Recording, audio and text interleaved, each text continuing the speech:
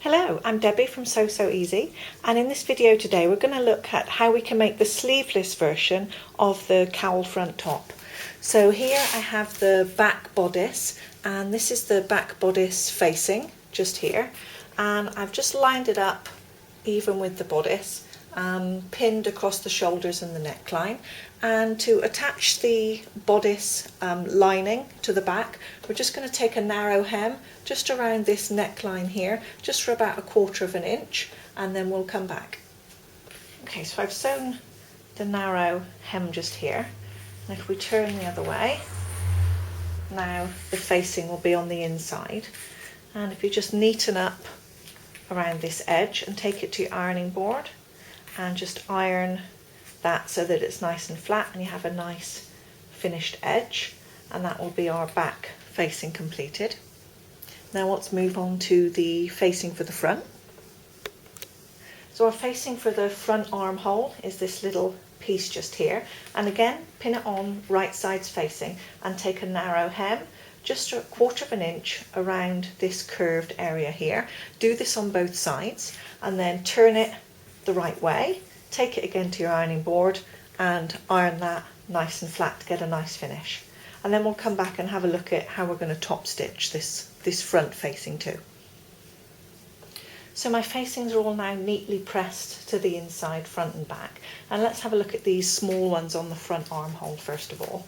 Now the back we're going to deal with a bit differently, but these ones on the front, we're just going to sew these on and trim. So where I've pinned them, I've turned them neatly to the inside. Just going to check everything is beautifully lined up and pop a few pins around this fold just to hold everything nice and neatly.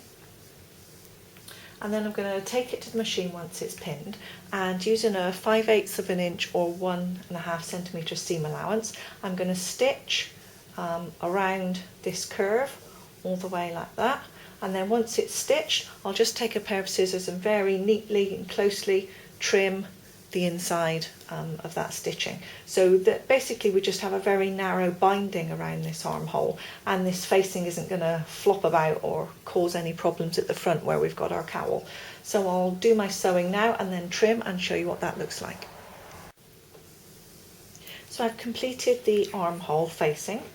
This is what it looks like from the outside. There's a nice neat and even row of stitches around the outside like this, and if you turn it to the inside,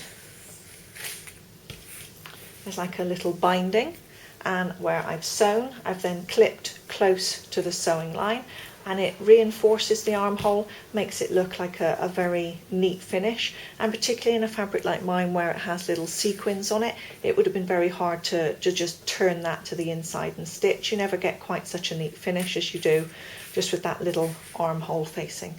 So now let's take a look at what we're going to do for the back. So the back bodice already has the facing up here at the neckline, and now I've done exactly the same as on the front. I've pinned the facing around the armhole curve like this on both sides, and you now just ignore the shoulder seam and the side seam for now and just sew a narrow edge around this armhole here and here, and then when you turn them to the right side, then we'll be ready to move on to our next step. So sew your seam, turn to the right side, press it neatly. Now it's time for us to attach the front to the back at the shoulders, and just here, this is the back bodice, this part here is the front, and I've attached the shoulders with some pins just here, and as you can see I've put the heads of my pins pointing upwards, and the facing for the front is free. So now what I'm going to do, once I have it like that, make sure that the edge of the neck hole just here is right in the fold just there, and fold that tightly over, lining up again, and fold that facing over. And then if I take the pins, I can repin that now in place. And it's a bit hard because I've got these sequins I have to avoid with my pins. Okay, so that's one side completed. Let's do the same with the other. So I'm just going to show you this again on the other shoulder, because to get a nice finish it's important that you do this nice and neatly. So my front and back shoulders are pinned together, and this back neck hole edge just here is right tight up into this corner. As I take my facing over, I'll make sure it's held nice and tightly. Repin that there, watching out for those sequins. Continue pinning that facing along. Okay, and now we're completed, and the facing is folded nice and tightly against the edge of that neck just there. So now I'm going to sew my shoulder seams across here with my regular 5/8 of an inch seam allowance. So now things are really starting to take shape. You can see now how the finished blouse is going to look, and now it's time for us to take care of the side seams. So we're just going to turn the whole thing inside out.